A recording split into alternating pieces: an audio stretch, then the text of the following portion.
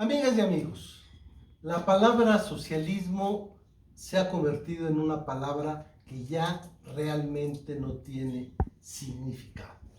¿Qué es lo que ha pasado? Que se convirtió primero en un estereotipo. Esto es, un estereotipo es algo que se simplifica y que de alguna manera se hace exageraciones para tratar de establecer pues una serie de características muy globales y muy generales que no reflejan una realidad. Así, por ejemplo, un estereotipo es decir, los mexicanos son flojos. Esto pues desde luego no es cierto, no todos los mexicanos son flojos. Entonces el concepto de estereotipo pues se ha utilizado mucho para denostar por un lado o para exaltar. Entonces, ¿qué es lo que pasó con la palabra socialismo? La palabra socialismo pues en algún momento era una palabra que señalaba admiración y gozo. Yo recuerdo en mi juventud que aquel que no se decía socialista pues simplemente no era joven. Era la idea que muchos tenían. Incluso hay que recordar que durante el gobierno del general Cárdenas, él estableció en nuestra Constitución, en el artículo 3º, la idea de que la educación era socialista. Después, por la presión desde luego de los Estados Unidos, se quitó la palabra y se cambió al concepto que ahora existe, que la educación es democrática. La palabra socialista, por ejemplo, ahora es tan denostada que, por ejemplo, pensemos uno de los candidatos a ser candidato del Partido Demócrata, simplemente por una acusación que él niega de ser socialista, pues prácticamente cayó en un estigma, que es el otro aspecto del socialismo. Entonces, ¿qué es lo que sucede? Todos estamos cayendo, empezando por el señor López Obrador, en la idea de creer solamente existen dos concepciones, la mía y la de los demás. Entonces yo denomino que soy liberal, señor López Obrador, y los demás son conservadores. Yo digo que soy de una ideología y todos los que no son de exactamente mi ideología son socialistas. Esto, les digo, al principio, para algunos, y en algún momento, esta palabra socialista era motivo de que alguien se considerara, pues, de avanzada, intelectual, progresista, y en cambio, pues, en ese momento al que no era socialista se le veía como un retrógrada, como un conservador, y ambos aspectos eran simplemente eso, estereotipos. La verdad es que la palabra socialista tampoco tiene sentido por un detalle fundamental, y es de que no existe un socialismo. Existen muchos socialismos y realmente son tan variados y tan diversos que además en la práctica los peores enemigos de los socialistas han sido siempre socialistas.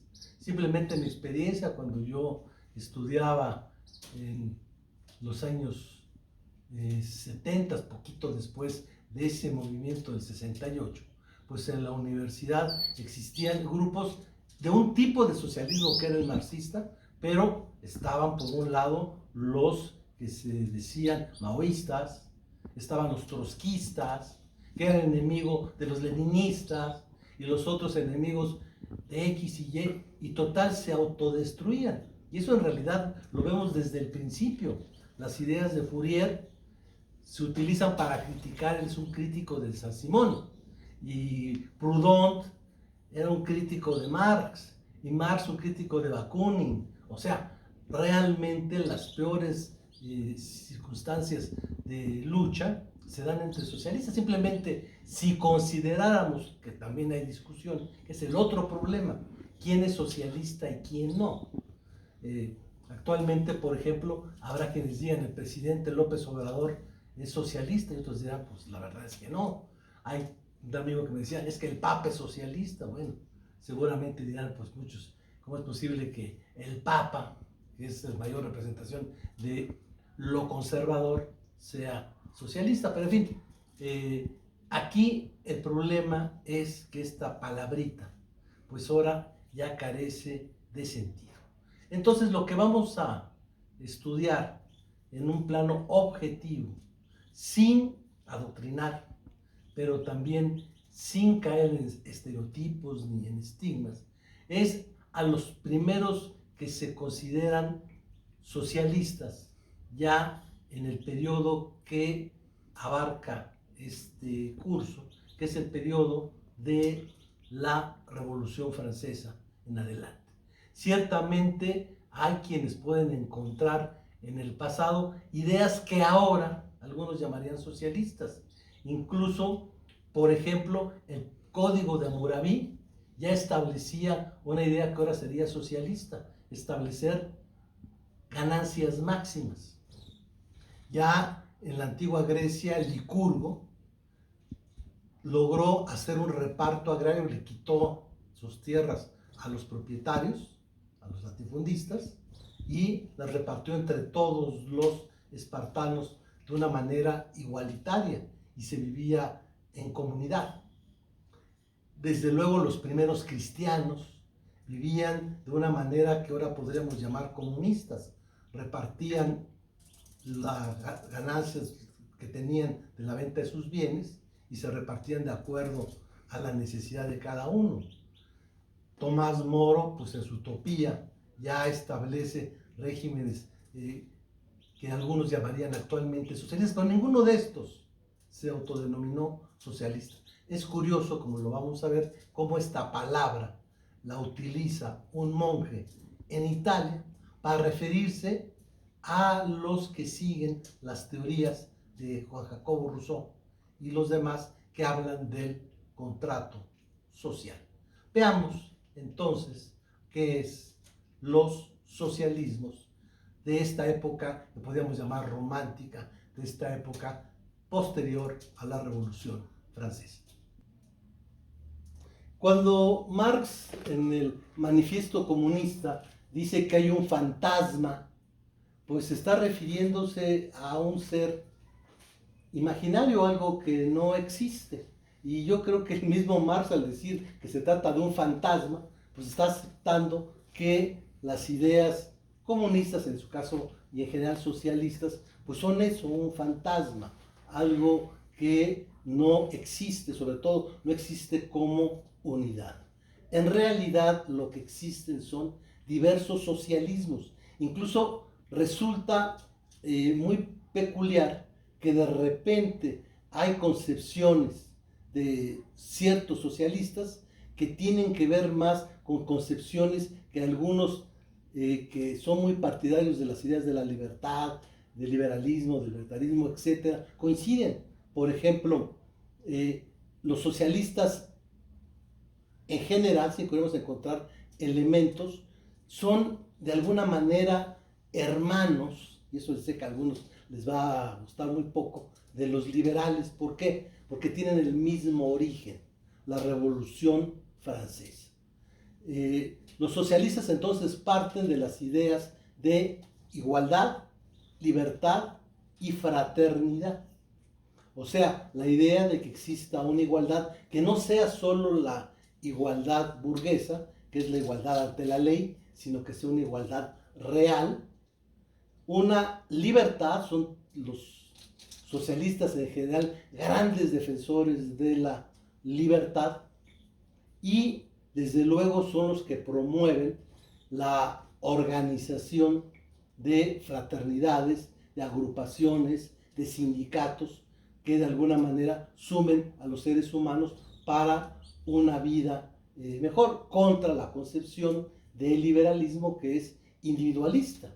Entonces, por eso resulta absurdo lo que dijo el señor López Obrador, de que él es liberal y en su decálogo que da, pues dice que hay que alejarse del individualismo, del consumismo, del egoísmo, que son las bases reales del liberalismo. Pero en fin, en general los socialistas solamente tienen ese aspecto, comparten todos, igual que los liberales, de las ideas de la Revolución Francesa.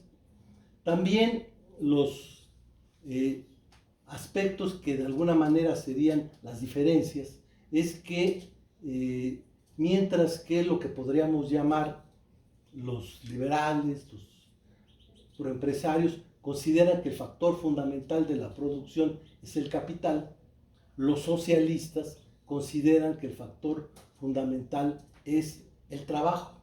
Y la verdad es que los dos se equivocan, porque ni puede haber producción sin capital, sin empresarios, sin organización, y tampoco puede haber producción sin trabajo.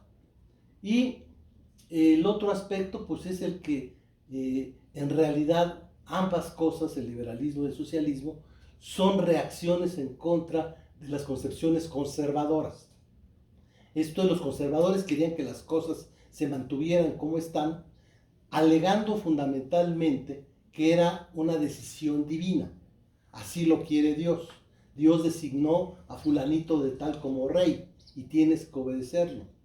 Y además predicando la otra vida. Mira, en esta vida sufres, en esta vida padeces, pero vas a tener una vida posterior a la muerte, en la que sí vas a tener abundancia de todo, por lo tanto, soporta este valle de lágrimas y después vas a vivir. No, aquí se habla de que el propósito de esto es que haya un desarrollo, un progreso, un mejoramiento para los seres humanos en este mundo, en esta realidad, en el presente.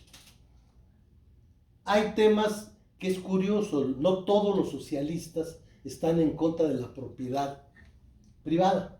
Hay socialistas que al contrario son grandes promotores de la propiedad privada. Incluso lo que dicen es, al contrario, nosotros lo que queremos es que se extienda más la propiedad privada.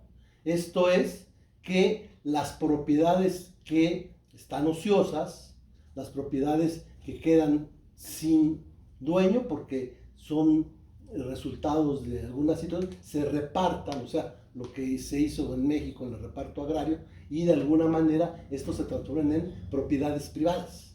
Hay por el contrario los que solamente creen que debe existir propiedad de bienes personales y no propiedad privada de medios de producción. Hay quienes creen que esa propiedad de los medios de producción tiene que estar en manos del Estado, y hay quienes de los socialistas dicen que de ninguna manera, que estos medios tienen que estar en manos de la comunidad, de un grupo, de un sindicato, a través de una cooperativa. O sea, esto lo que demuestra es que hay muchas concepciones en torno al Estado, en torno a la propiedad, en torno a los propósitos, y sobre todo la gran diferencia entre los diferentes socialismos, también con el liberalismo, es fundamentalmente en los medios. O sea, todo el mundo quiere el mejoramiento, porque unos se pueden recargar más al individuo y otros en el conjunto que es la sociedad. Pero así como es tan absurdo como decir, a mí me importa el árbol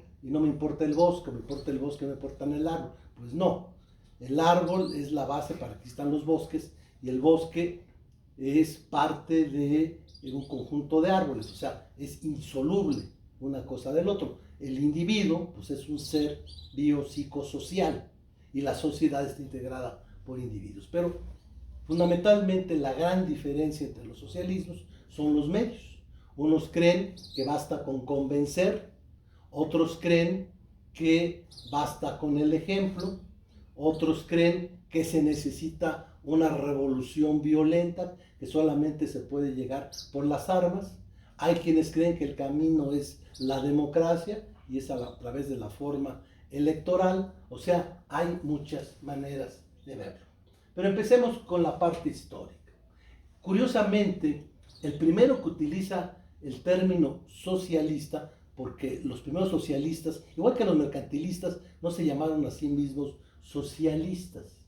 Los primeros hablaban de otros conceptos, y el primero que utiliza en esa época, que tiene que ver con las finales del siglo XVIII, es un monje llamado Fernando de Farinelli. Él es el que emplea por primera vez, en forma por cierto despectiva, en forma crítica, el concepto de socialismo para referirse a los que atacaba que eran a los que defendían el contrato social, particularmente Facinelli, contra el que se avienta en una forma radical, es contra uno de los grandes del derecho penal, Beccaria, autor de esa obra fundamental sobre los delitos y las penas, porque él dice que Dios es el que decide las cosas, o sea, a diferencia, digamos, de los que tienen que ver con la idea del contrato social, en la que el hombre es el que decide, aquí todas las cosas pasan por Dios en su concepción. Entonces, la crítica que hace a los socialistas es por creer que el fundamento es el ser humano, las organizaciones humanas, y no como Facinelli lo quiere, en un deísmo en lo que todo depende de Dios. Ya propiamente lo que podemos llamar un autor, y fíjense que sí claramente es el que podríamos llamar el primer comunista, porque ese sí tiene ideas que son propiamente comunistas y que de alguna manera son antecedentes que después Carlos Marx va a tomar textualmente. Bueno, François de Babeuf es alguien que participa, es de origen humilde, es un sans-culotte, alguien que no es noble, y que cree en los lemas de la Revolución Francesa, participa en la guerra, conoce pues las injusticias que se hace, la represión que se hace a los campesinos, como el clero y la nobleza pues tenían una serie de privilegios que para él eran inaceptables, y por eso él está siguiendo las ideas de Sieyès y de otros en contra de esa situación de privilegios. Entonces, su idea fundamental es la de la igualdad. O sea, que él considera que no debe de haber desigualdades. Y claro, él no solamente, como ya algunos de los cercanos a Robespierre querían, que era limitar la propiedad, o en todo caso simplemente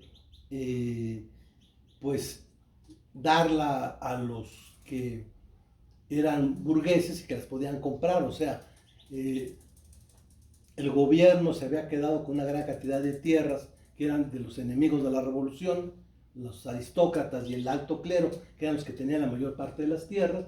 Entonces, ¿qué es lo que hizo el gobierno? Pues las vendió y las obtuvieron los que tenían dinero. Él no. Él era de la idea de que no se podía hacer eso, sino que tenía que limitarse la propiedad y en todo caso dársele a los que trabajaban, o sea, la tierra para el que la trabaja, y de esta manera pues establecer un sistema en el que hubiera propiedad, pero en todos. O sea, no establecerla en forma de propiedad privada, sino él ya habla de una comunidad de bienes, una comunidad de trabajo. O sea, él es propiamente un comunista, en el sentido de que está contra la propiedad y en el sentido de que está claramente en contra de que el Estado sea el que dé esto. Entonces, él se opone al gobierno, es un participante en una lucha, se reúnen en el Panteón, por eso se llama el Club del Panteón, el lugar en el que se reúnen, pero empezaron a conspirar, y ya habíamos mencionado a un personaje siniestro, que es Fouché, que es el gran espía, el gran policía. Entonces Fouché se entera de esto y se radicaliza, generan lo que se llama la conspiración de los iguales, que es un movimiento revolucionario que pretendió por las armas, por una revolución. De alguna manera él pensaba que la primera revolución, la francesa, era solo el preámbulo para la gran revolución, que sería la revolución de los iguales. Fíjense, él usa la palabra socialista, la revolución de los iguales, y pretendía pues desde luego acabar con el gobierno que en ese momento estaba en la Francia, que era el gobierno de un directorio que encabezaba pues ya Napoleón Bonaparte. Descubren esto y pues el resultado es que pues simplemente le cortan la cabeza. O sea, él cuando sabe que va a morir, pues simplemente dice, bueno, yo quiero que por lo menos mis ideas se mantengan.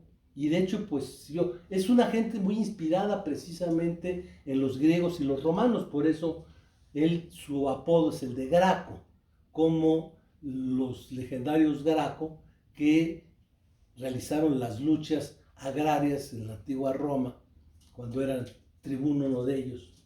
Bueno, el caso es de que él habla de un trabajo en común que tiene que haber una igualdad, pero no solamente jurídica, sino una igualdad de hecho, una administración común.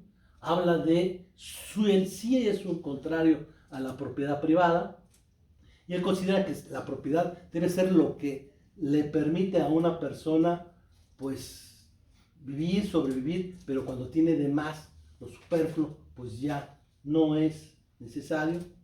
Entonces, debe haber una administración que produzca y que de alguna manera pues entregue ese producto, y pues es un optimista.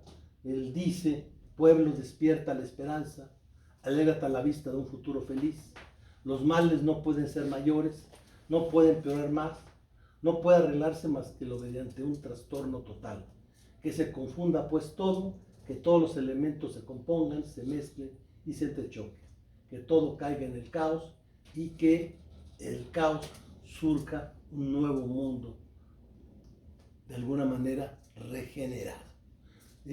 Graco Babeuf va a establecer la idea de que solamente el cambio tiene que hacerse por la vía violenta. Alguien totalmente opuesto es Claudio Enrique de Rouvroy, conde de Saint-Simon.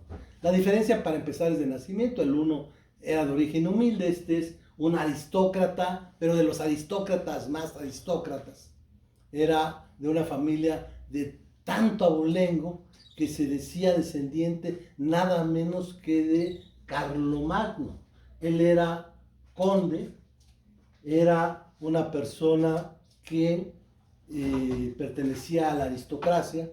Su abuelo había sido uno de los que había escrito pues grandes elegías a favor de Luis XIV, y pues su familia estaba cercana pues a la corte de Luis XVI.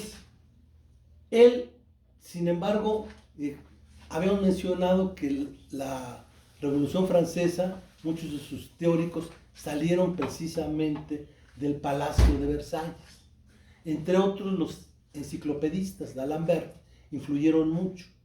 Él entonces se le metió la idea, porque además desde que era niño lo despertaban, pedía que claro que lo llevaba a despertar, le dijera: qué grandes hazañas irá a hacer el día de hoy, señor conde. Entonces él desarrolla un ego, desarrolla una autoestima exagerada, y es formado por d'Alembert. Entre otras cosas, d'Alembert pues lo vuelve ateo, no cree en Dios. Entonces, el primer problema lo tiene cuando él, como noble, pues una de las fiestas fundamentales, ya se hacía cuando ya eran adolescentes, ya mayores, era la primera comunión. Entonces su padre le dice: pues tienes que ir a hacer ya la primera comunión, que sería así como ahora los 15 años para una mujer. Y él dice: pues simplemente no voy a hacer la primera comunión por el pequeño detalle de que no creo en Dios. Esto provocó la ira de su familia. Lo encarcelaron, pues el propio Castillo tenía su propia cárcel. Él se escapa, incluso pues con toda la manera violenta que puede, y en ese momento se reúne a otro noble, Lafayette, que es uno de los que va a participar como voluntario en la Guerra de Independencia de los Estados Unidos. Saint-Simon va y participa en la Guerra de Independencia de los Estados Unidos. De hecho, apenas tenía 17 años y tiene tal mérito su participación, su heroísmo, su lucha, que el propio general Washington le da una medalla, la medalla Cincinnati, al mérito y al valor. O sea, tiene un papel fundamental luchando por la independencia de los Estados Unidos, por la libertad de América. Ya, por cierto, rumbo hacia Francia, se le ocurre pasar por acá, por lo que todavía era la Nueva España, todavía no era México independiente. Como era noble, el virrey lo recibe y le propone algo muy interesante, que ahora es uno de los proyectos todavía del nuevo gobierno: unificar el Océano Atlántico y el Océano Pacífico. Él propone un canal allá desde Coatzacoalcos hasta Salina Cruz que uniera los dos océanos.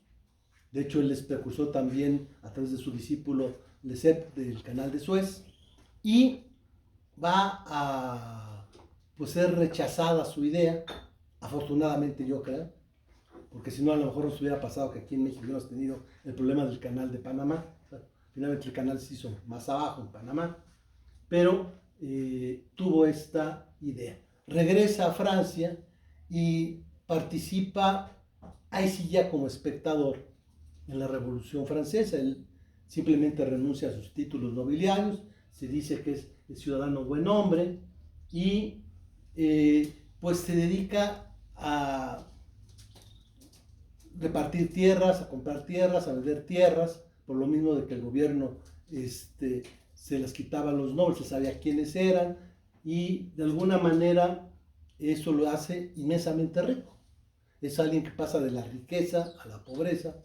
Ya muy rico, él quiere reunirse con los principales intelectuales, científicos. Él era un promotor de las ciencias, quería un gobierno, porque más que un socialista estrictamente, lo podríamos calificar como un tecnócrata, alguien que consideraba que quienes deberían gobernar no son los pobres. No era un demócrata, él consideraba más bien, su idea era la aristocracia, pero no la aristocracia como él la tenía, una aristocracia simplemente de linaje, sino una aristocracia de conocimiento, una aristocracia de los mejores, de los grandes científicos, de los principales.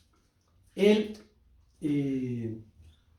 pues resulta que entre sus cosas, pues no conocía la situación de la familia, se casa por eso, tiene problemas por eso, y finalmente vuelve a la cárcel, tiene problemas. Tiene un gran número de seguidores que son gentes de abolengo, tiene a muchos alumnos. Uno de los más destacados es Augusto Comte, el padre de la sociología. Él, de hecho, el propio Saint-Simon fue el primero en hablar de la filosofía positiva. Una de sus obras se llama El Catecismo Industrial. Él, de alguna manera,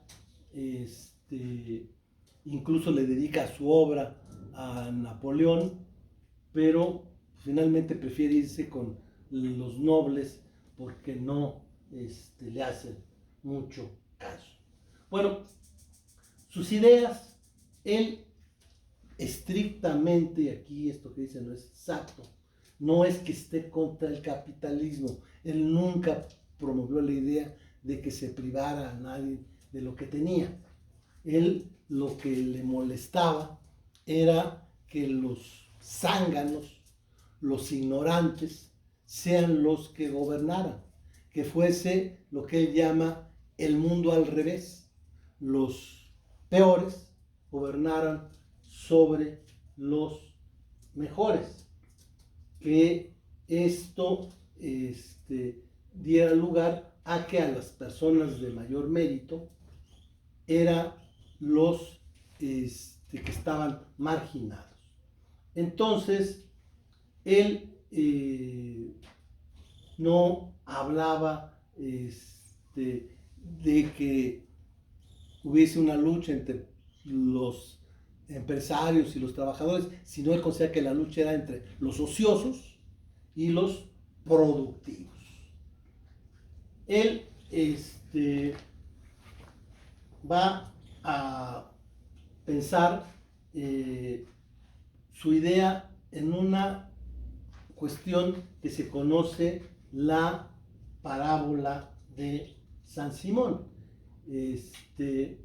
Más o menos la parábola de San Simón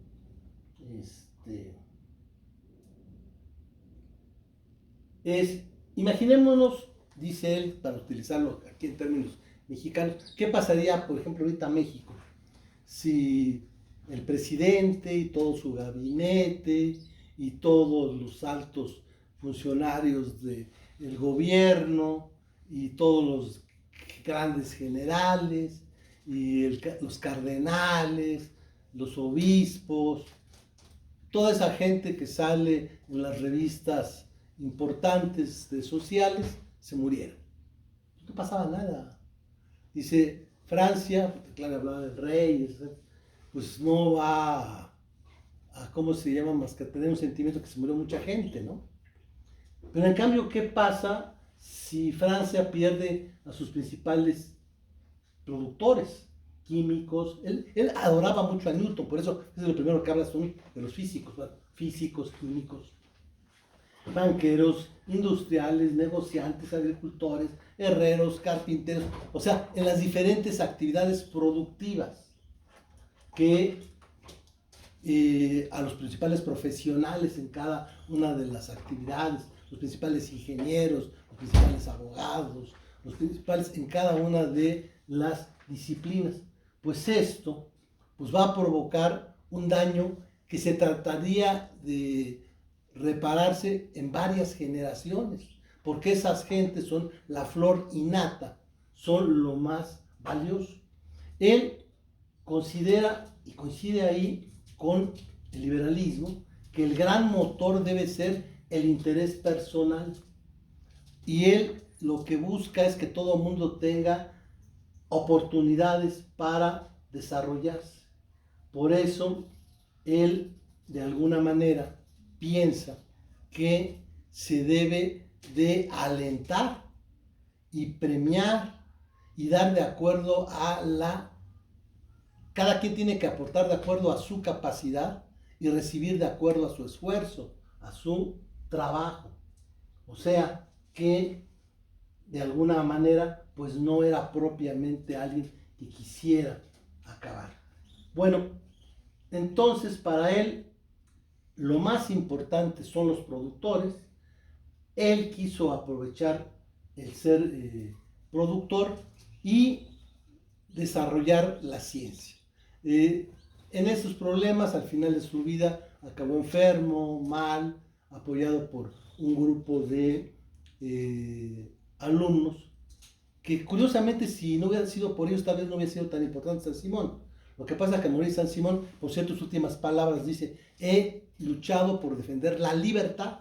Se consideraba que el valor fundamental era la libertad, y eso es lo que ha sido la característica de mi vida. Hay que luchar con pasión y con peligro, y hay que luchar por la libertad. Esas fueron las últimas palabras de San Simón. Pero sus seguidores, los sansimonianos, sí fueron más radicales. Ya San Simón no estaba en contra de la propiedad. Los sansimonianos, no de la propiedad que alguien tenía, pero sí de que se pudiese transmitir la propiedad. Esto es, los sansimonianos los discípulos, que formaron una especie de iglesia, de culto en torno a San Simón, ellos sí se oponían al derecho a heredar. Entonces, de esta manera, en esta lógica, era que la vida debía ser como una competencia, en la que todo el mundo saliera del mismo lugar y aquel que llegara más rápido, que llegara más lejos, pues era el que tenía que tener más, ¿no? Él no está a favor de la igualdad, él establece que hay jerarquías. Entonces, igual que los sansimonianos,